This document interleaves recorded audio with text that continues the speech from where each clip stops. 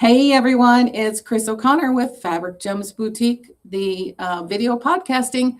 And this is our first one of the year. Yeah, I'm a little slow. It's February, I know, at the end, but I am so excited for our guest. I met our guest at the Modern Quilt Guild, and he is so much fun. I even got goosebumps sitting next to him because it's just going to be a fun ride watching and listening to what Forrest Bell has to say about Quilt Country. He is the new owner. He's remodeled this whole place.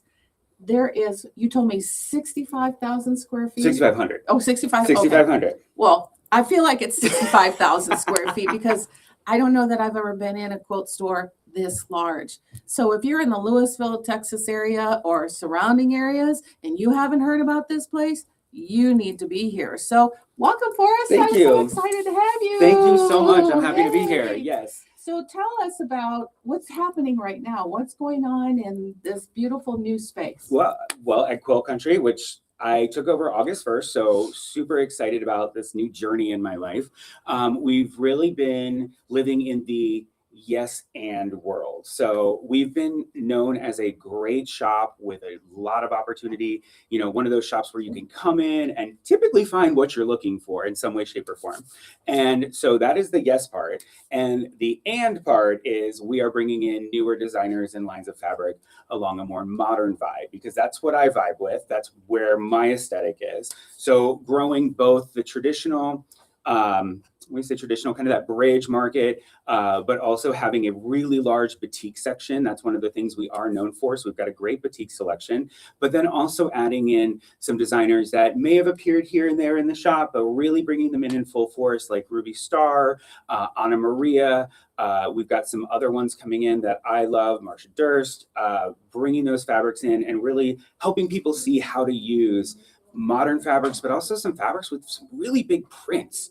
Because my history, I was a textile designer in a past life, and I used to teach that as well. And so I love prints, and some of the things that typically can hang people up is when you have these really big prints, like a Kaffe print, which, by the way, we're known for Kaffe as well, because we pretty much have everything available at Kaffe.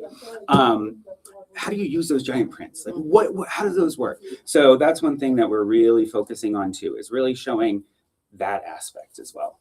Well, just looking around, all these beautiful quilts that are hanging on the walls, and I'll take some pictures and add them to this podcast because I think it's brilliant. But what really struck me at the Modern Quilt Guild is Forrest came to speak to the guild, and he talked about these big prints. And I'm not a big quilter, as you all know, but I sell quilting fabric in my little Etsy store. I don't have anything near to what this is, but I get scared with matching colors and how to do that. And what impressed me the most is you had a simple way to have us get in groups and figure it out with the little cards. Mm-hmm. And I thought it was brilliant. And maybe most of you know how to do that, or maybe you don't. But I think a lot of people struggle with what hues go with what, right? Correct. Yeah. And especially for beginners, like I would consider myself a beginner. There's no doubt about it, right? I mean, I know I've sewn for years, took sewing in high school,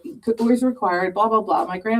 Both my grandmother and my Nana sewed. My mother sewed. She was at Stretch and Sew. If you ever heard of Stretch and Sew. I have not, but I'm interested to find out more about it. That's an oldie but goodie, no longer exists, but it was all knit fabrics, right? I love a good knit. And so, anyways, that's my background. So we never touched into the quilting industry, and I jumped in a few years ago. But kind of explain this little card thing and how you did this because you had some big prints. You gave each one of us, each group, a large print, figure it out.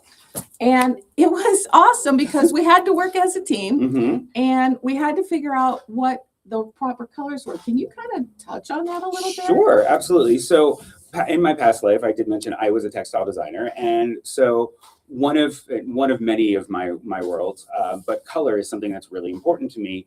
And I love the impact of color and color interaction. So I was at the Bikini Modern, shout out to them because they hosted me. It was a wonderful time. Bikini Modern Guild. I brought in those big prints and I challenged each of the participants to say, okay, here's a fabric. I want you to come up with a color palette to go with the fabric, coordinate with the fabric, but that does not share a color that's in the fabric. So really having that opportunity to say, what we don't have to match. What coordinates, what goes with, right? Because you think about it, if you're getting dressed, which by the way, I come from the garment world, we'll talk about that too. But if you're getting dressed and you have a pair of green pants, are you going to find the same green top to go with it? No, you're probably going to find a top that goes with it that actually has that accent that will accentuate the pants if that's what you're trying to do. So how do we do that with the quilt world? How do we do that in our quilts? And that was something that we were experimenting with. Now, there's a couple different decks of cards that I use, right?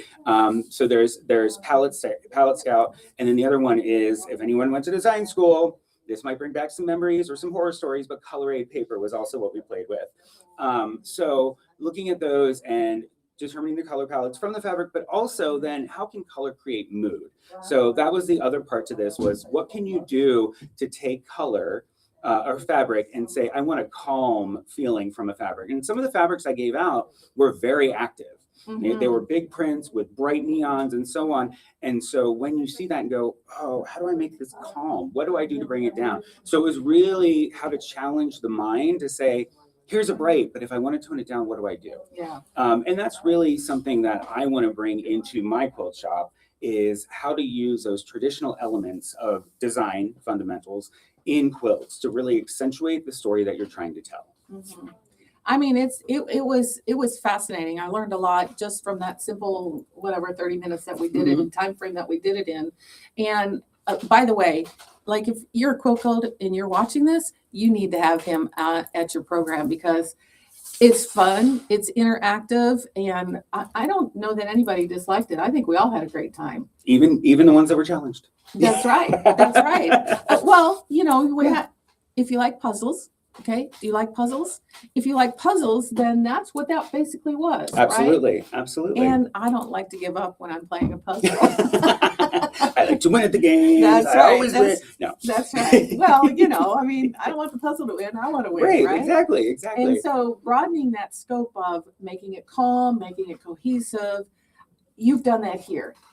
Thank you. When I walked in the door, I felt immediately comfortable. Love that. That is the goal. Yeah. You know, just welcoming, comfortable. And let me tell you, he's got so much color here. If you love color, you have got to come into his store. You have got to shop here. And all the ladies, they're so fun and kind. I'm telling you, I was welcomed with open arms. So you need to come on down. So I want to talk more about, you mentioned teaching and garments. And yes. So tell us that part of your. Sure. Yeah. I mean, so I started sewing back ages and ages ago. We're not going to go that far, but I started about 9 when I was sewing, and I did it because my mother sewed, and she sewed a lot, made our Halloween costumes, did all that stuff. And I was, but that was not what she did for a living.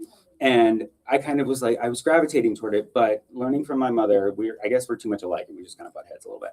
So what we decided is she signed us up for classes, me and my sister, at G Street Fabrics, which if anyone was from the DC area, you know about G Street Fabrics.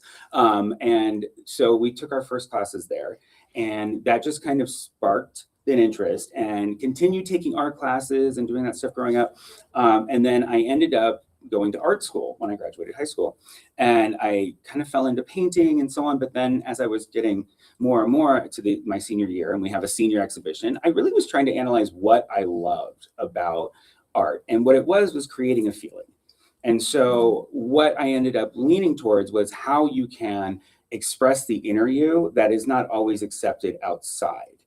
And what you can do. And so that's where fashion came in. Like, what was that idea of like, how can I express outwardly what I'm feeling inside in such a way? Yeah. And then from there, we actually ended up working in education a little bit and getting my master's degree, and then in fashion design. And then I ended up teaching at the collegiate level. And I was a chair of fashion design programs and taught fashion design for about 15 years. So my specialties were pattern making, surface design, and then computer aided design. And so I continued to expand those ideas and work through those, research in those, but also was working in the field as well. So I was a textile designer. I was a technical illustrator. I also helped a lot of startups get their feet wet in the fashion world. And then wow. Quilting happened. I was going to say, so how did that lead to quilting? Like, that's an interesting journey in itself, right? And a changing industry, like I imagine crazily. Mm-hmm. That's even a word, Yeah, crazily. crazily can be a word. Absolutely. You Crazily know, is totally a word. But how does garments get you into quilts? Well, it was kind of a reaction. So I was helping my students so much with garments. Was kind of thinking, what can I do to keep my passion, which I love creation and sewing and textiles, but not feel burnt out on garments. So I started quilting. And my sister was the quilter first. She started it all. So I picked that up from her and ended up making my first quilt, which was a king size quilt. I know. I'm learning to make smaller quilts, but my first one was a king size quilt. You went go big or stay home, right? Right, absolutely. And so I even quilted the first one myself too. So I was like, I did the you whole really shebang. went big instead of staying home. I did. And so I did that and then kind of just fell in love with it and really enjoyed it. And then even my mother picked up quilting for my sister. So it was just one of those things that I fell into because it was really helpful for me to play in the medium that I wanted to, but also keep the fashion world and sewing in my life.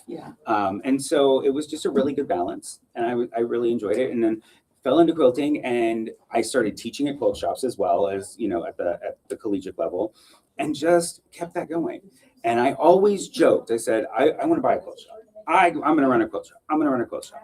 And I was thinking to myself, starting a quilt shop from the ground up, whew, that's a feat. Yes, sir. And then one day I flew home because I was living in Phoenix, flew to see my parents, and all of a sudden Quilt Country was for sale. It came up in conversation. And I looked at my mom and I was like, all right, let's go take a look. So we talked to the former owner, Lori, and that was end of May. And by August 1, I owned it. So it kind of, all the pieces just really fit. And here we are. You know why, right? It was supposed to happen. That's right. The universe, you put it out there. Mm-hmm. You verbally put it out there that I want to own a quilt shop. Mm-hmm. And it can't, I'm one of those kind of people. I believe that stuff. You can manifest. Absolutely. Absolutely. But you had no idea that it was like, you just put it out there, not that it was going to be this big, small. Yep. And it just came. And how did that come across your radar? My sister. Did she shop here? Or? So my sister shopped here, but my sister has also been part of the Dallas quilting community. Shout out to Penelope, Dallas quilting community for over 10 years now, and she's been a very active part in it. And so she knew that Quilt Country was for sale, and she brought it up in a conversation, and not even thinking that we would even toy with the idea, but just brought it up in conversation, and then it just happened. Yeah. Now, compared to then, not a year ago, 8 months ago, whatever months ago, right? And then you take it over August 1st. You bought most everything, obviously, that she had in here, right? So, and she might have different tastes than you do. How do you purchase for your store? Because you have got all kinds of notions, walls of notions and walls of patterns. And I'm looking around and you're a Juki dealer, right? So we are a Juki dealer, yeah. He has Juki sewing machines here. And then he's got rows and rows and rows, but you can see it's not covering. It's very open and airy of all different kinds of, how do you choose what you add to the store? Because I have a small Etsy store, nothing compared to this. But how do you choose? Yeah, I think it's interesting when you ask that question, because I had to do a lot of learning as well. So for me, I mentioned before, I'm typically really modern. I like bright colors. I like big patterns, but that's not everybody's vibe. And so luckily my time in the fashion world, looking at trends and different things, but also understanding who a customer is, really allowed me to say, okay, what's working, what isn't, what can we expand on? And so when I buy and meet with all my vendors, I look at, there are things that I love that we just have to have because I'm excited to have them and I want to use them. And, that's one of those things. If I can show people how to use something, I feel like we can bring it in and really work with it. But also, thinking about what my customers are asking for. So I do buy more traditional items. I do buy some of the calico prints and one of the things that I rarely use when quilting is solids. For me, textile designer, prints just go. And I can use all the prints. So solids are not something that I typically would gravitate towards, but I know how important they are. So we just continue to build that. One of the other things, which was, I take this as a full-blown learning moment, was pre-cuts. I'm a control freak. I like to cut my own stuff. So I'm like, you know what? If I need 2.5-inch strips, I'm just going to cut 2.5-inch strips. But the value of a jelly roll, you know, the value of a charm pack, the value of a layer cake, all of those, you know, I had to learn that. And by doing so, really understanding what the need is. And so I will say, when I first bought the shop, that was one of my biggest mistakes when I was buying. And I own up to it. And we have made changes in the right direction. And that's the key. Well, it's a learning curve. It's always a learning curve. I know I have found what I thought. And then, you know, you have your reps that come and visit you, I assume, like I do. And, you know, they say what's good and what's bad and what's selling. But what they say may not always be right, because I've listened to them because I was inexperienced. Right? And then I end up with a lot of stuff that I really is not selling, right? Yeah. So it's not an easy thing to do, but you're doing it right, obviously, because you're finding your customer, you're understanding your customer and what they're looking for to be able to fulfill all that. Oh, absolutely. Yeah. Now, do you do classes and things like that too? 100%. So tell us a little bit about your classes. Yeah. What's available? My education background, that is vital. I think one thing we can never stop learning. And so we've got an array of classes, right? We go all the way from intro to sewing, where, you know, I'll teach you how to look at your machine, thread your machine, do all that fun stuff. And one of my favorite classes to teach is intro to your serger, not just the serger, your serger, where I love that. You bring your serger in, and and even knitwear, right? Sergers are key. So what we do is we sit there, I'll sit down with you with your serger, and we go through how to thread it, how to unthread it, all this kind of stuff. We start from scratch. We learn all the bits and pieces. So you know all the manufacturers? Pretty much we can figure it out. If I don't know it, we can figure it out together, and you can learn it. I have a baby lock personally, so I've only used it a few times because it intimidates me, and I know if I understood it better, that I probably would use it more, because I really love the stitch that it does. Oh yeah. But there's a lot of variety to it. But I'm not confident. And it takes time. It does. And you know, the only reason that I feel more confident with that is because in the collegiate world, we used industrial machines. And if you can thread an industrial serger, you can pretty much tackle anything. And so, and an industrial cover stitch, those two things. So when you're able to do all that, I feel confident sitting down and going, okay, well, you know, we can look at these machines, and I kind of know how they're going to function anyhow. And so kind of working with all the different machines.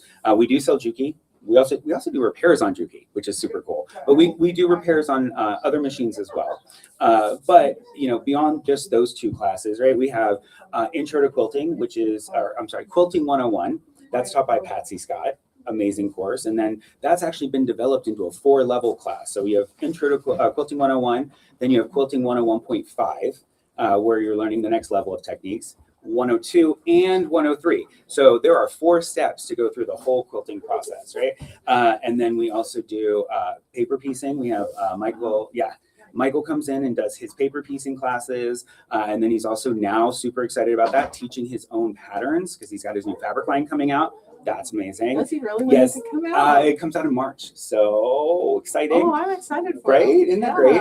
And then he is also a certified Judy Niemeyer teacher. So he comes in and teaches those classes. Amazing. Yes. Amazing. Yeah. So those are I love paper piecing, but that is super intimidating. So I have my first Judy kit. It's sitting at my house and it's still in its box.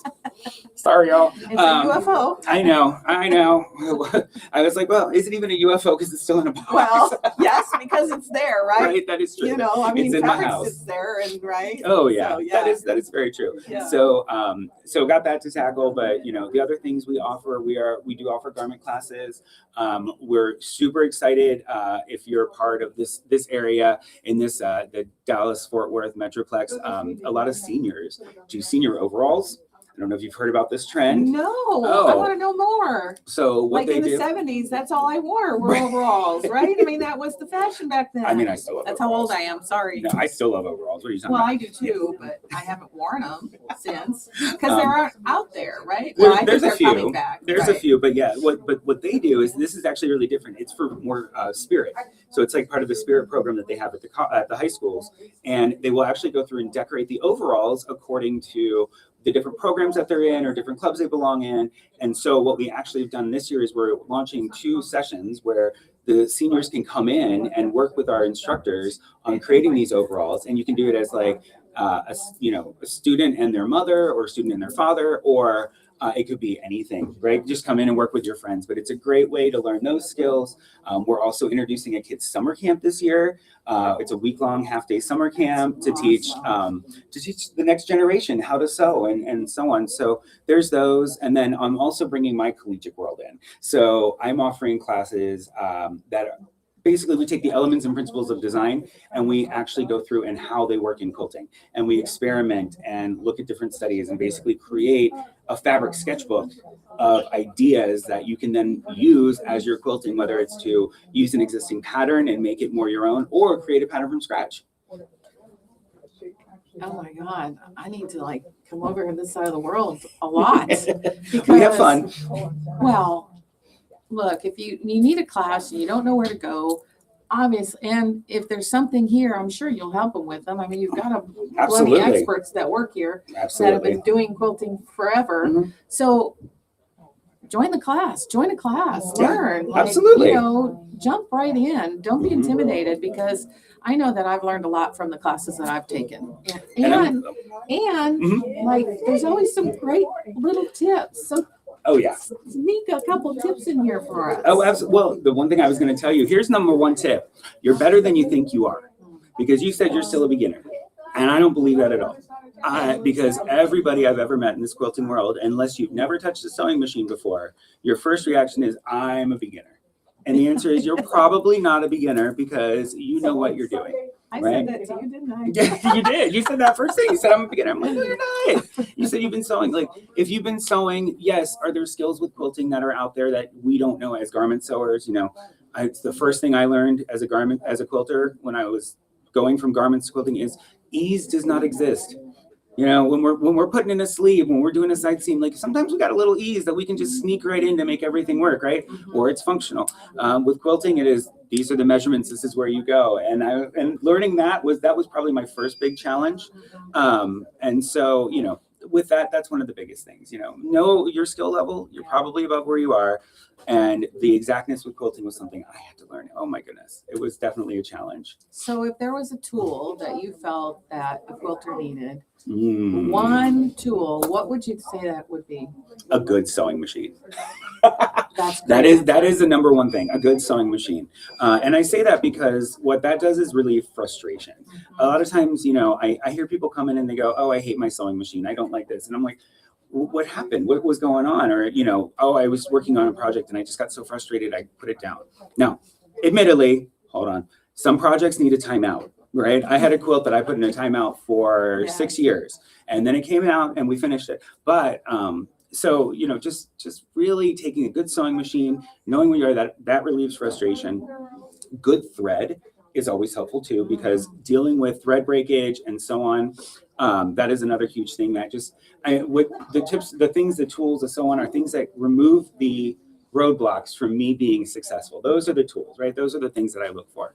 And so any tool can really be a great tool for you. And that's why I have trouble picking one, because one, they're project-based, but also it's whatever you want to use. For the longest time, I stuck with using 2 rulers. Why? Because garment world, we only use really 2-3 rulers. But then as I was going along, I found the beauty of being more exact with more specific tools. So that's the other thing is, just understand that you might have to get different tools for different projects, because they will help you be more successful. So it's all about alleviating that frustration, moving the roadblocks out of your way. Yeah, 100%. I mean, I was in the garage door industry, and our guys use the right tools to make the job more efficient. Mm-hmm. And I don't care what industry you're in, if you have the right tools. And I know that they can be on the pricier side, but, just invest, just keep investing, because they don't disappear unless, you lose them. Now, my techs used to lose their tools, but, it's so important to have the right tools, mm-hmm. because then most of that frustration will go away. Mm-hmm. Right? Oh, absolutely. And always put your name on your tools, because that way you're less likely to lose them in class. That's true. If you take classes, you do want a name, because I've left mine behind before. Oh yeah. And that's why we have a little lost and found here, and we'll call you if you leave something. But those tools, they're not necessarily cheap. Some of the best tools some you got to pay a lot of money for, but that way they're yours. So you talked about thread, and I want to touch on this just a little bit, because I grew up using the polyester thread. Mhm. Okay. That's all I knew, really. I mean, I knew cotton existed, but I was taught Polyester. polyester. Yep. So now in quilting, they really preach cotton. hmm Can you use both? What do you recommend? Tell us more about why Yeah. and what about thread. Well, I think thread comes with a couple different things going on, right? So one, we typically use a cotton-based thread when quilting because it behaves a lot more like the fabric will. So you'll have that consistency. And that's the biggest thing. So if you're trying to get corners to match, if you're trying to get sizes to match, the more consistent you can be, the better. So that's one thing with the cotton thread. Polyester thread will work for piecing, and that's totally fine because they typically come at two very different price points. So if that's what you can afford and that is allowing you to keep in the art of quilting, use it. It's okay, right? It's not the end of the world if you can't afford or can't get your hands on the cotton thread. So that is one thing. Polyester thread, yes, we use it for garments, and it's really important. Also for bag making, because it just is more functional in that modality. However, you can use cotton as well there. Like it really is personal preference. My one thing is that I always say is if you are making a garment or even a quilt, but if you're making a garment, you always want to use a thread that is weaker than your fabric. Why? Because you want your seam to pop before your fabric rips, because you can repair a seam. Did you hear that? Like, say that again. So you want to make sure your thread is weaker than your fabric, because you want, if anything's going to pop or rip or whatnot, you want your thread or seam to pop first so you don't rip the fabric, because you can repair a seam. You can repair a seam. You cannot, you can repair fabric, but it's a lot more complicated. Oh my gosh. I'm telling you, like, that was like gold. I've never heard anybody say that before. Well, thank you. But that's something I learned. That was a tip given to me, and I share the knowledge because that's how we get better. Well, Yeah. absolutely. Absolutely. Now, do you have a specific brand that you prefer? Or I know some want an Aurifil, some want, whatever they like. I mean, do you carry a variety, or do you choose like one style? Well, we do carry a variety of threads. I have a polyester line. We do carry Aurifil. We're also bringing in another cotton line as well. And personally, I think it depends on the project and the colors available. So like for me, the Aurifil works great. Aurifil works great in a lot of machines. It's really useful. Wonderfil makes a product as well that's also a really great cotton thread. Gutermann makes a cotton thread. Everybody, you can kind of get them wherever. Yeah. So I mean, and that probably comes from the garment days, right? Because when we were looking at polyester, we would get Coates and Clark, we would get Gutermann, like those kind of things. And so probably the evolution into quilting, you were like, oh, I know Gutermann. There it is. It's right there. We can use that. That's Great. what my grandmother used because she's German, right? Okay. She's German thread, so Yeah, I'm German by heritage. Yes. Me too. Me too. Oh, we have some. Great. See, yeah. Yeah, it's that north or Midwest, whatever you want to call it. Yeah. Yep. My family's from Ohio. I was born outside of Ohio, but my family is from Ohio. So yeah, Midwestern through and through. Yeah. So where are you going? Like from here? Like I know you probably have some huge goals, or I mean, do you do shows? Do you travel? What's next? Well, recently I was just at QuiltCon, so that was amazing. That was so much fun. Oh, QuiltCon was epic. If you've never been to QuiltCon, you need to go. QuiltCon is it's a modern quilting convention, and it's for the quilter. It's not like the markets or whatnot, because we have H&H and so on, where we go see the vendors and what's coming new and exciting. And I'm sure you've probably been to those because those are really fun. They are fun. But QuiltCon is made for the quilter. And there's great classes, there's a quilt show, there's great vendors. But I will say, part of what was so amazing at QuiltCon was seeing all the art that was created, all the beautiful quilts, but they're beyond quilts. They're art. And it is, and quilts are art, please don't take it the wrong way. But these were pieces that you could just see all the love and energy and everything that was put into them. And so with that modern vibe, it can be almost anything. There was applique in such a way that the frayed edges would be used in a meaningful manner. There was ways that the quilting threads were pulled so that the frayed threads were there in a meaningful manner. There was lots of use of great negative space and so on. You got the traditional quilting modern aesthetic, but I think when it's just so great to meet other quilters quilters that have this like same vibe with you, and there's so much care for the art form and so much love in what they do, and everybody just bonds together and has a great time. So highly recommend going to QuiltCon. Definitely. We've been chatting away, and he's got things to show, and like I've just been pulling information out of him. Let's share some of the stuff that you pulled for us, for everybody to see. Sure. One of the things is you are on the Texas Shop Hop. Right? Oh yes. Let's talk about that. Okay. That's important. Ooh, it's giving me I know, right? Which starts March 1st. So depending on when we're airing this, right? Yeah. Well, it'll be soon. So it goes from March 1st to March 30th.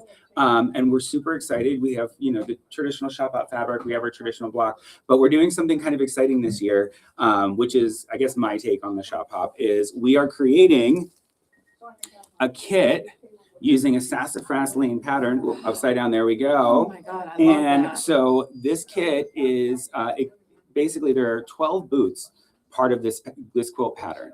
And we have kitted up each boot individually.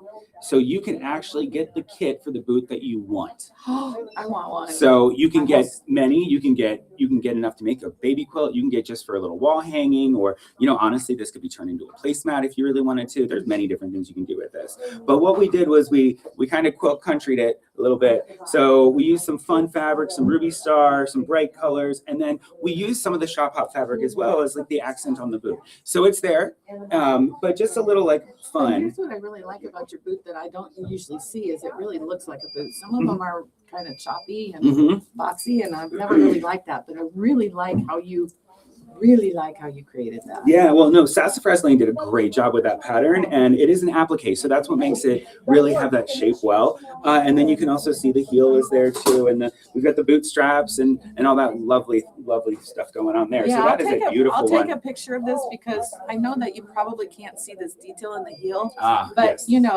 I'll take Thank a you, picture Ruby Star Speckled, and share this because, oh my God, and you even have the boots in here. Quilted by APQS Texas. Connie Keller and her team, they actually have a space inside Quilt Country. So if you ever wanted to learn about that, she does classes in long arming as well, but fantastic long armor, does a lot of the quilts that we have here. Beautiful. Yes. Yes. Maybe you can see it better on the back. Well, we'll get you some up close photos of it too. For sure. Super excited what there. What else do we have here? So this is one of our newer patterns that just came out, and this is only a little snippet, but this is Tea Party is the name of the line, and I believe it's Whimsical Star, or I believe it's the name of the pattern. Why? Because I'm on camera and I'm going to forget stuff while I'm sitting here. So we'll make sure to get the name right, so that way you can check out the pattern. We do have this up as a kit as well. Also, this was custom quilted by APQS Texas, but really great paper piecing pattern. And it uses a lot of positive and negative space to really define the shapes that are in here, and the great use of color. So fantastic pattern that we just got in. This is also a kit in the shop as well. But what I love about this is really, you've got more traditional aesthetics as far as the blocks go, but a real modern take with the coloration. Yeah, beautiful. And then look at the pretty back. Oh, that's also part of the line as well. Yeah, look at so fun. Oh my goodness. Okay, what else do we have? Well, okay, so this is super exciting. Now, I don't know if you've seen this either. This is Tilda's new line, blenders. So if you are a Tilda fan, but I haven't. I may have missed that one if she shared that. So this is it's called Brie. It's a blender line, and it is a beautiful calico done in her color story. But it is just a wonderful, wonderful line coming out, and we're super excited to have it. We do carry a wealth of Tilda because the quality of this hand of fabric is so nice. Like if you just feel it, it is beautiful to touch. And so that's one of those things. It comes out March 1st. So we do have to wait a little bit, but I can show it to you. I just can't sell it to you yet. So March 1st, it comes out, but it is a beautiful blender. If you're looking, imagine this in like a baby quilt, right? Like those nice little florals, soft. And nice part is you can have the florals, but you don't have to have a lot of white, right? Because honestly, how much are you gonna like wash a baby quilt so often, right? All that white can get dirty. So this is a great way to have that like light, airy, sweet feel without it being so stain wanting. Yeah, like I'm a new grandma. Oh, congratulations. Yay. 4-month-old. And my daughter-in-law likes the muted mauves and greens. So like this is almost like perfect. Oh yeah, that's going to be great. Absolutely perfect. Yeah. And then what is this that you brought? So one of the things that I love and part of my passion at quilting, yes, but is hand embroidery. So I just thought I'd bring a piece of my work to show that this is something I love to do, which is when I find a great fabric that reminds me of a coloring book, for lack of a better term. It reminds me of a coloring book. I'm like, okay, I want to color you with thread.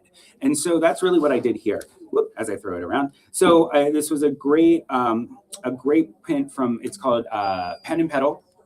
And it is from Batiks. It was a wonderful sketchy print that had lots of open natural spaces, which really lended itself well to being embroidered. So, you know, I got on an airplane and I was just like, here we go, let's make it happen. And we were able to, I was able to do this in a weekend and had so much fun putting it together. And, you know, it hangs in my office. And these are things that we teach here as well. We do a lot of hand embroidery.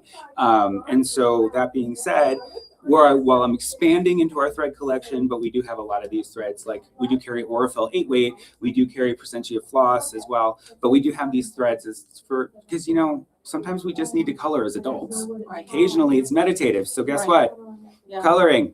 So well, that's good to know that you carry the 8-weight because so many quilt shops don't, and I know a lot of people look for it. yes. So if you need it, here it is. Do you have an online store too? We do, quiltcountry.com. You can Okay. visit us online. But I like to think of us as like a full service shop no matter what, right? So one of the things that I pride myself on, and my team is amazing with this, is having superior customer service to work with each person that walks through the door. So you can come in and say, I need a project, and we'll walk you through start to finish on what you need to do to make that project happen. You can say, hey, I've got this pattern and I have this one fabric. What can we do?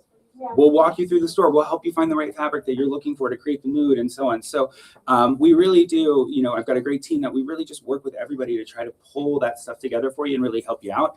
And for some people that are farther away, we can even hop on FaceTime and shop that way to help you out. Or if you can't get to the shop, that's one thing that we can do is we can hop on FaceTime and work with you if you're not able to make it into the shop. So even if you're local. So definitely give us a ring, give us a shout on Facebook, whatever you need. We're happy to work with you and walk you through the creation process. So no excuses, ladies. No excuses saying I can't get to a store because I've never heard a store owner offering FaceTime. That's brilliant. And not just the ladies. Well, we that's all true. quilt. Men too.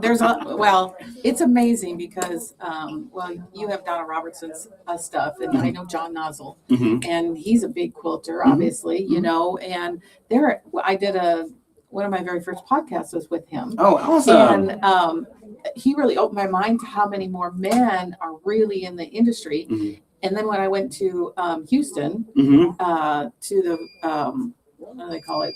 Quilt Festival. Festival and market. Yeah. Market. Yeah. It was amazing to see all the men. I love it. I love it. And I'm curious. Somebody had told me in the industry that, and she owns a baby lock store, or she's a dealer. She told me that the quilting industry is bigger than the NFL. Okay. What are your thoughts on that? That kind of blew my mind. I mean, you know what? I can see it. Because, you know, the NFL is the U.S. We're talking about the quilting industry. It's international. We have customers from Australia. We've got customers from I want to say Thailand, possibly. Yeah, UK definitely. But, you know, all over the world. And they reach out to Quilt Country all the time. And we work with them as well. And we do ship internationally. So, you know, I think that could easily be the case because, you know, the NFL is great. But quilting, I mean, you can quilt and watch football. Well, it keeps forever, right? Yes. Football is played and done, right? That's true. That's true. And I mean, I'm a big football fan. You know, I'm a huge football fan. But I mean, this lasts forever. Like I have a quilt from my great grandmother that was made out of wool and hand sewn. So. You know, it's a prized possession. Oh yeah, and that's what you're creating when you come in the shop, right? Yeah. Everything can be an heirloom. Everything is appreciated, you know. And I say just hold on to it, love it, but remember, at least my world, my quilts are made to be used. Yes. That's one thing. If they're stuck in a closet, what good are they doing? Right. So use them, Yeah. live in them, love them. That's what they're supposed to be there for. So those are great words of wisdom. Is there anything else you want to share with the audience that's listening or watching? Don't be scared. Try it. Screw up. Try it again, and run with it. That's awesome. So how do we get in touch with you? Where do we find you? Like, I want Where do everybody you to find rush me? your door, right? You know, you can find me some Starbucks sometimes. No, I'm just kidding. So Quilt Country, we're here in Lewisville. We're right off 35 and Fox. So you can always find us there. We're at 701 South Stemmons Freeway. We're Suite 90. Just look for the sign. But we can also be found at quiltcountry.com. We have a lot of videos that come up on Facebook, Instagram. So Quilt Country on Facebook, Quilt Country on Instagram, and I'm slowly building our TikTok. So Quilt Country on TikTok. So you can always come and find us there. But you know what? Just come down to the shop, hang out. Like with this little seating arrangement that you see, that's in the shop. We're here, sitting here. This is always here. So when you're coming in, you can plan your quilts. You can meet friends here. You can hang out. This could also be a spot where the significant other can hang out while you're shopping, or your friend can hang out while you're shopping. So that way they don't feel uncomfortable stuck in a car and you feel like you have to leave quickly. So all of that's here. And really, this is what I want, and what I want from all of my customers, everyone, is I want you to just, we're a community. We're a community of quilters, and we're a community of makers. And that's what I want, is just this community built in. And so that's why I say come and hang out, because that's really what we do. We hang out and we have a great time. Yeah, yes, I'm a retail and I have to keep my doors open. So I do have to sell stuff, and that's important. But this is about community. And that's one of my driving things for this shop. My driver, when I got this shop, was I want to give you the best tools to be successful. Not the most expensive. Right. Sometimes they are, sometimes they're not. But I want to give you the best tools to create what you want to create. So if I don't have it, we'll look for it and help you find it. Right? Awesome. That's what we're about. That's about customer service, and you know how to do it well. Thank you. I think we could probably sit here for another 2 hours and Probably. chat. But if you hear beeping, if you hear talking, that's because we're inside the store and we have customers coming in. Oh yeah. I mean, it's hustling and bustling in here, my friends. I mean, like, I didn't know what to expect. Like, I've never been in here before, but I'm very impressed. It's a very well organized, very clean, very put together retail space, and you have got to come. And if you do, tell them you saw it on Fabric Gems Boutique podcast. Yes, please let me know. Why? Because this has been so much fun. It really has. And as we always say, what do I always say? I'm gonna let you say it. Keep it quilty. Keep it quilty. That's right. I watch his Facebook. Connect on his Facebook. It's so much fun to watch them on Facebook, and some of his gals, employees. I don't know if that's what I'm. Gals, employees, team members, Whatever. Team members. They We have are these one big team. contests and choosing, and they just make it fun. Like, get hooked. Win a Kit Wednesday. Win a Kit Wednesday. So if you follow us on Facebook or Instagram, every Wednesday we put out a challenge where I challenge one of my team members. We pick a line of fabric, they pick a pattern, I pick a pattern. And we put it out there, and you have a week to vote. And when we announce it the following Wednesday, and whoever wins, we pick one person who voted for that kit, and they win the kit for free. That's awesome. So, and we'll ship it to you. We've actually had 2 winners from Ohio. Like, it's been really fun. That's awesome. But by the way, I've lost 3 out of the 4 times. So audience, what are we doing here? What's really going on? So anyhow, so you can vote for me, just saying. Kind of sounds like they're siding with others. Right? But really vote for the one you love and the one you want to make, because you never know if you might win it. Yeah, that's right. Hey, if you don't enter, you don't try, you don't win, right? It's just the same principle. If you don't ask, you don't receive, right? That's true as well. Yeah. So, I am just really grateful for you today, Forrest, and letting me come into his shop and interrupt his morning and enjoy everything that's going around and connect with him, follow him everywhere. I mean, I'm impressed that you're doing TikTok, but this girl's not a TikTok kind of girl, but I know a lot of people do. Mm-hmm. So you're doing it all. You can't not miss him. So thank you so much. Thank you. It's been a pleasure. Here. Yeah. And like I said, we probably could talk forever. Maybe I'll do a follow-up sequence. If you put comments in there and say, hey, let's go back and see Quilt Country with Forrest, I'll do it. Or if we Yes. want to do like a fun little, like, we could play with color one day. We could. Or I could challenge you in a color. Ooh, we could have a color Oh, challenge. that's fun. scary. Love it, love it, That's love it. scary. But thank you so much for being here today. And until next time, I'm Chris O'Connor with Fabric Gems Boutique Podcast. Bye-bye. Thanks for watching. If you enjoyed this episode, don't forget to like, share, and subscribe so you never miss a new podcast. There's always something new to learn.